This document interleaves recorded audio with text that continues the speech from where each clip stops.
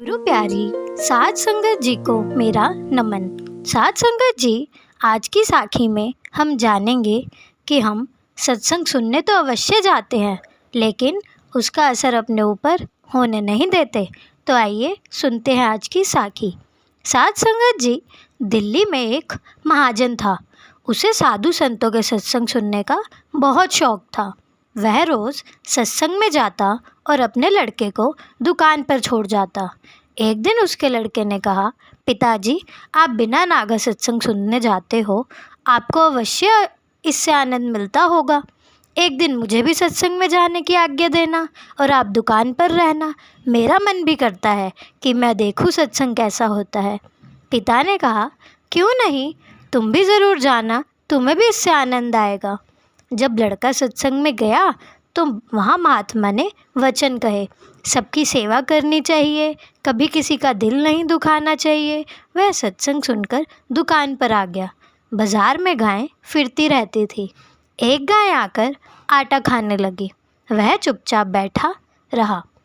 इतने में उसका पिता आ गया। उसने देखा तो गुस्से से बोला, ओ गधे, गाय आटा खा रही है। पुत्र ने जवाब दिया, तो क्या हो गया, अगर 2-4 सेर खा जाएगी तो क्या घट जाएगा, हमारे पास बहुत है, कितना खा जाएगी। हमारे कितने मकान हैं जिनका हमें किराया आता है, और जो रकम हमने लोगों को उधार दे रखी है उससे कितना ब्याज आता है। अगर गाय थोड़ा सा आटा खा जाएगी तो क्या हुआ। महाजन ने कहा, आज तो ये कहाँ से सीख कर आया है, तुम अच्छी तरह समझ लो कि मुझे यह बिल्कुल पसंद नहीं है। लड़के ने झट कहा, यह सत्संग में सुना था कि सबकी सेवा करनी चाहिए, किसी का दिल नहीं दुखाना चाहिए। यह सुनकर बाप ने आग बबूला होकर कहा, दोबारा कभी सत्संग में मत जाना। देख, मैं 30 साल से सत्संग सुनता आया हूँ, पर मुझे सत्संग का एक भी शब्द याद नहीं। तूने ऐसा क्यों नहीं किया। ये बात याद रखना कि सत्संग सुनने के बाद वही पल्ला झाड़ कर आ जाना। मैं एक कान से सुनता हूँ और दूसरे से निकाल देता हूँ। ऐसी बातें पल्ले नहीं बांधा करते। मेरी ओर देख, मुझे कितना समय हो गया है सत्संग में जाते, मैं हमेशा पल्ला झाड़ कर आ जाता हूँ।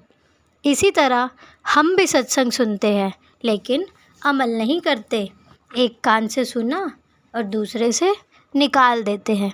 उस प्रभु ने अपार कृपा करके आपको एक ऐसी उत्तम दात बख्शी है जिसके सामने इस संसार की सारी धन दौलत तुच्छ है। पर इस दात का लाभ आपको तभी पहुंचेगा जब आप उसका अभ्यास करेंगे। हमारी भी ऐसी दशा है।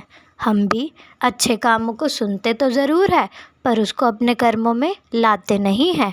जैसे कि सत्संग में हमें बाबा जी कितनी बातें समझाते हैं, लेकिन कोई एक ही विरला होगा जो उन बातों को अपने जीवन में अपनाता है। तो साध संगत जी, हमें भी चाहिए कि सत्संग जाएं और सत्संग में फरमाए गए बातों का घर पर आकर अभ्यास करें, उनको अपने कर्मों में रखें, जिससे उस गुरु का नाम हमारे जीवन में पूरे दिन चलता रहे। तो साध संगत जी, आज की साखी बस यहीं तक। मिलते हैं आपसे एक नई साखी के साथ। तब तक साखी को लाइक और चैनल को सब्सक्राइब ज़रूर करना जी।